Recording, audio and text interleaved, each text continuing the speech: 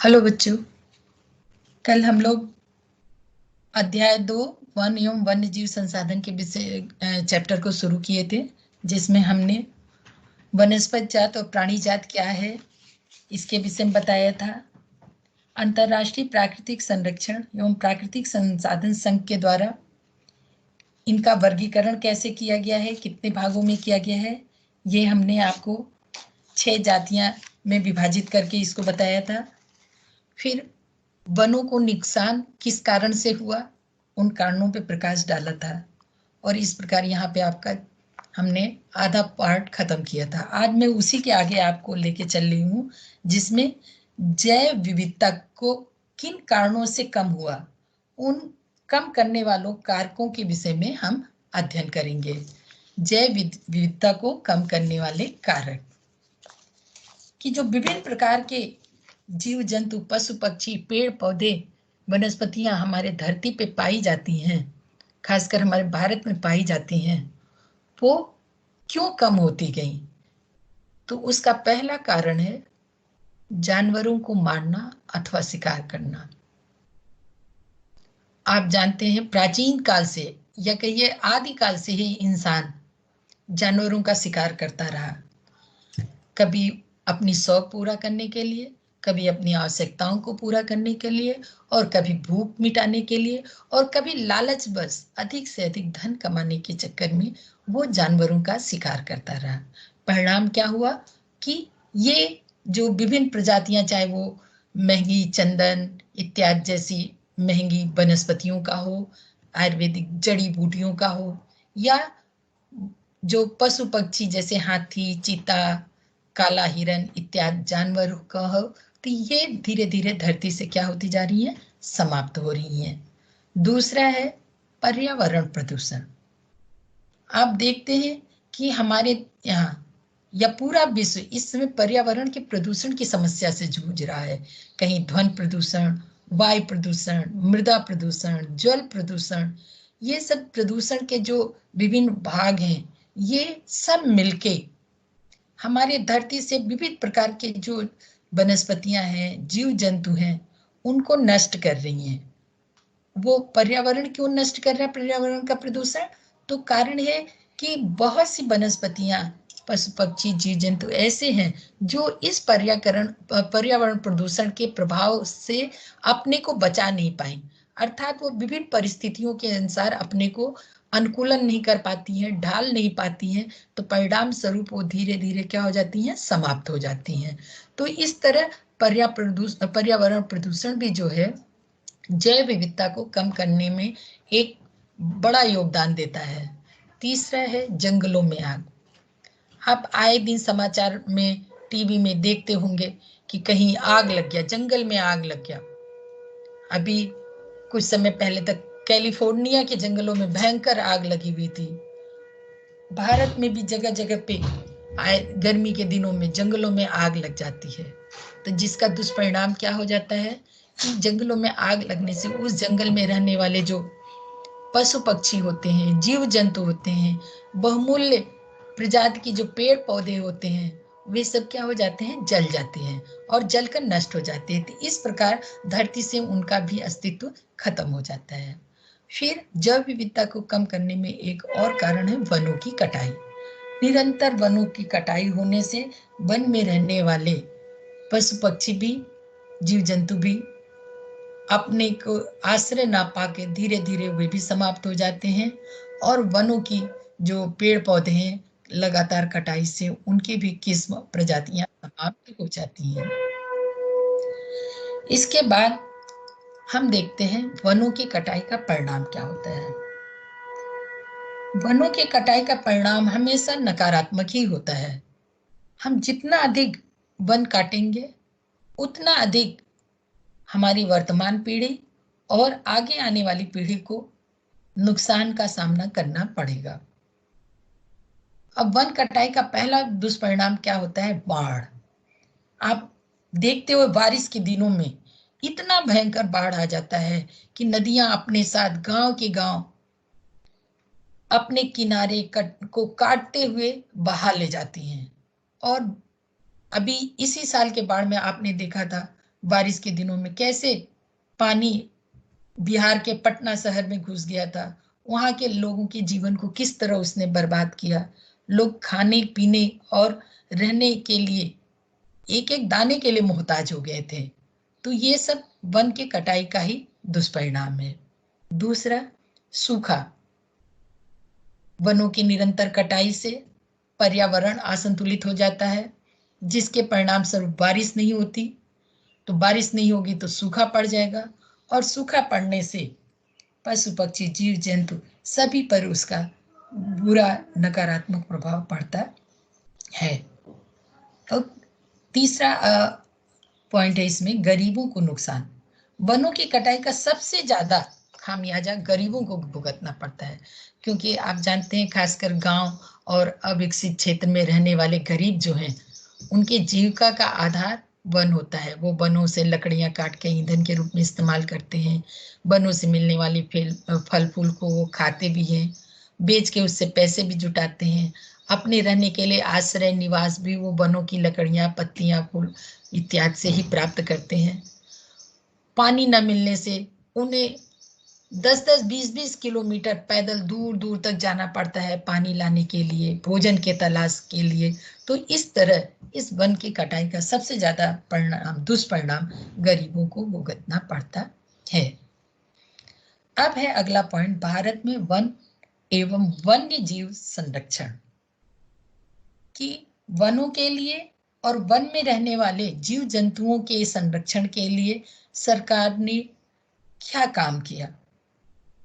तो पहले है इसमें वन्य जीवन रक्षण अधिनियम 1972 को पास किया गया, जिसके द्वारा इन वनों में रहने वाले पशु पक्षियों के आवास के संरक्षण का प्रावधान किया गया।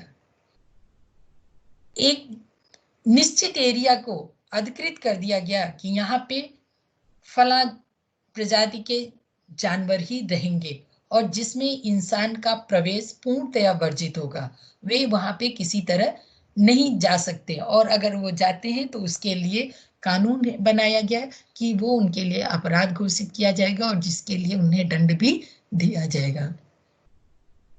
अगला पॉइंट है संकटग्रस्त जातियों के बचाव पर शिकार और जंगली जीवों के व्यापार पे रोक लगाने पे जोर दिया गया। जो जातियां, चाहे वो वनस्पतियों की हो चाहे पशु पक्षियों की हो, जिनकी संख्या संकटग्रस्त है, उनके शिकार के लिए रोक लगा दिया गया, और उनका शिकार करके व्यापार पे भी पूर्णतया रोक लगा दिया गया। ये आपके 1972 के अधिनियम के द्वारा। तीसरा कार्य सरकार ने किया कि राष्ट्रीय उद्यान और पशु विहार स्थापित किए। जगह जगह पे राष्ट्रीय उद्यानों का निर्माण हुआ, और पशुओं को निर्विघ्न निडर होकर रहने के लिए उनके सुरक्षित आवास बनाए गए। अगला पॉइंट है बाघ, एक सींग वाला गैंडा, काला हिरण, मगरमच्छ, घड़ियाल, तेंदुआ और भारतीय हाथियों को भी सुरक्षा दी गई। और केवल इन विशाल या बड़े बड़े जीव जंतुओं पशुओं को ही नहीं, यहाँ तक कि छोटे छोटे कीट पतंगों को, तितली को, ड्रैगन फ्लाई को और भी नन्हे जीव जंतुओं को भी संरक्षण प्रदान किया गया कि ताकि कोई उनका हनन न कर सके, उनको मार न सके, और मार के व्यापार इत्यादि या शिकार के लिए उसका इस्तेमाल ना कर सके। अब अगला पॉइंट हम लेते हैं सरकार वन विभाग द्वारा वनों का वर्गीकरण। कि सरकार ने स्वयं अपने और वन विभाग से मिलकर वनों को किस प्रकार बांटा है, कितने श्रेणी में वनों को बांटा है। तो वन को मुख्य रूप से 3 श्रेणियों में बांटा गया, आरक्षित वन, रक्षित वन और अवर्गीकृत वन। आरक्षित वन किसे कहा गया, तो देश में हमारे 50% से ज्यादा जो वन है उसे आरक्षित वन कहा गया। ये सबसे महत्वपूर्ण है। इसमें ऐसे समस्त प्रजातियों के पेड़ पौधों को शामिल किया गया जो संकटग्रस्त हैं, लुप्त प्राय हैं, तो उनको बचाने के लिए उन वनों को आरक्षित कर दिया गया। आरक्षित वनों के अधिकांश क्षेत्र मध्य प्रदेश, पश्चिम बंगाल, दक्षिण में केरल और महाराष्ट्र में पाए जाते हैं। दूसरा है रक्षित वन। ये कुल वन क्षेत्र का 1/3 हिस्सा है।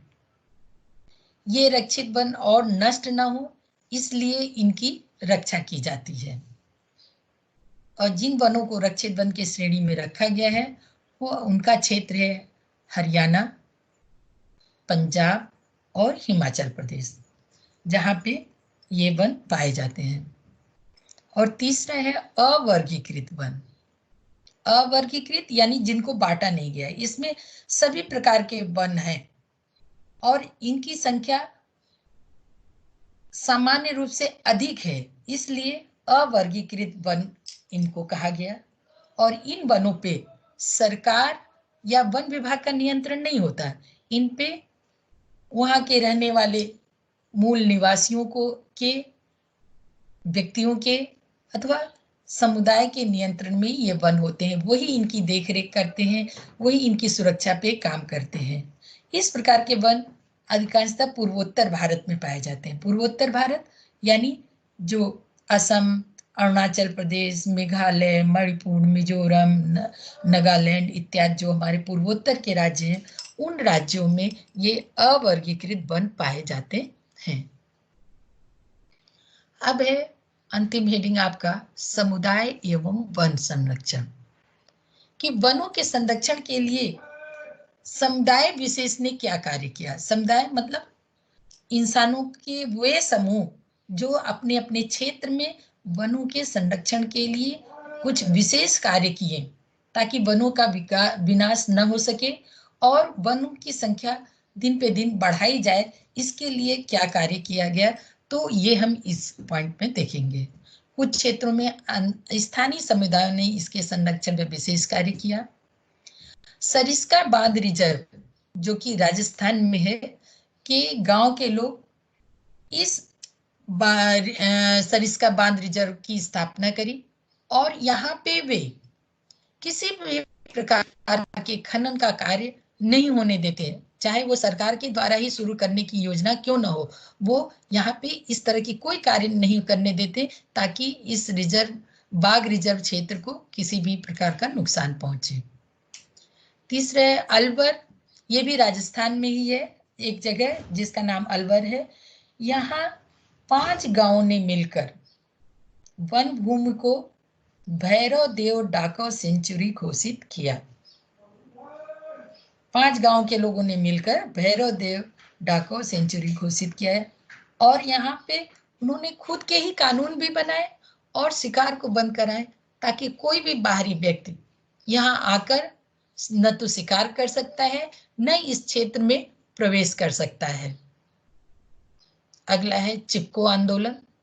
जैसे नाम से इसका स्पष्ट है, चिपको यानी चिपकना। चिपकना कैसे, तो ये आपके उत्तराखंड राज्य में ये आंदोलन चलाया गया था, जहाँ पे वनों की कटाई, पेड़ों की कटाई को रोकने के लिए वहाँ की स्थानीय लोगों ने क्या किया, जब लोग वन को काटने आए तो वो पेड़ों से चिपक गए और चिपक के उन्होंने कहा पहले अगर पेड़ काटना है तो पहले हमें काटिए, फिर आप पेड़ काट सकते हैं। इस तरह इस आंदोलन के द्वारा वहाँ के लोगों ने वनों को बहुत अच्छी तरह से बचाया। बीज बचाओ आंदोलन। बीज बचाओ आंदोलन मतलब कि टिहरी, उत्तराखंड में टिहरी गढ़वाल मंडल में जगह है, जहाँ के किसानों ने, स्थानीय लोगों ने कहा कि नहीं, हमें रासायनिक उर्वरक, केमिकल इत्यादि का इस्तेमाल करके अपनी पैदावार नहीं बढ़ानी है, पैदावार नहीं करनी है, बल्कि हमारी जो प्राचीन काल से परंपरागत कंपोज खाद इत्यादि का इस्तेमाल करके खेती करने का जो तरीका था हम उसी को इस्तेमाल करेंगे और इस्तेमाल करके हम अपने पैदावार को बढ़ाएंगे और अपनी आजीविका के साधन को संवारेंगे।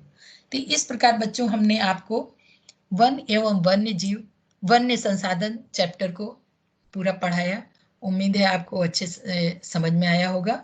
अब हम इसके आगे आपको गृह कार्य भी देंगे, जिसको हम आगे आपको फिर प्रेषित कर देंगे और आप उसको करके हमें दिखाइएगा। धन्यवाद।